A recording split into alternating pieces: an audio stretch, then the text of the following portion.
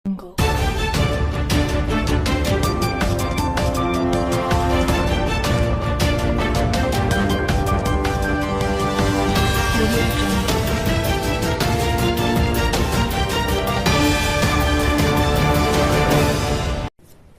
కొనుగోలు గురించి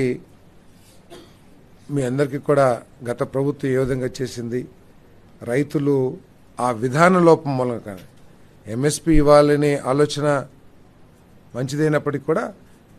ప్రభుత్వం అమలు చేసిన విధానాన్ని, ఆ విధానం మూలంగా రైతు సోదరులు ఎదుర్కొన్న సమస్యలు వర్ణనాతీతం అని చెప్పేసి మనం చేస్తామని నేను ఒక మండలంలో పండించిన ధాన్యాన్ని ఎక్కడో సుదూరమైన మండలంలో మిల్స్కి ట్యాగ్ చేయటం, వరి ప్రొడక్షన్కి సంబంధించి అవగాహన లేకోకుండా ఎన్ని సంచులు కావాలి ఏమిటి అనేది ఒక అవగాహన లేకోకుండా ఆ సంచుల కోసం రైతులు ఇబ్బంది పడే పరిస్థితులు, అదేవిధంగా ట్రాన్స్పోర్ట్ మీద కూడా నియంత్రణ, జియో ట్యాగ్ కావాలి అవి అని చెప్పేసి ఇన్ని మాటలు చెప్పినా కూడా రైస్ మిల్కి వెళ్ళిన తర్వాత ఆ ధాన్యాన్ని ఎటువంటి సమస్య లేకోకుండా ఆ రైస్ మిల్లర్ తీసుకుంటున్నాడా లేదా అనేది పర్యవేక్షణ లేకోకుండా, ఆఖరికి రైస్ మిల్లర్స్ వెళ్ళిన రైతు దగ్గర నుంచి కొంత సొమ్ముని వెనక్కి తీసుకుంటున్న వార్తలు వచ్చినా కూడా, తీసుకునే పరిస్థితులు వచ్చినా కూడా దాని మీద పట్టించుకోకుండా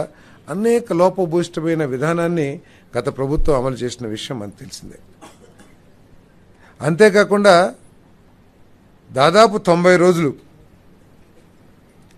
గత రబీ సీజన్లో సేకరించిన ధాన్యానికి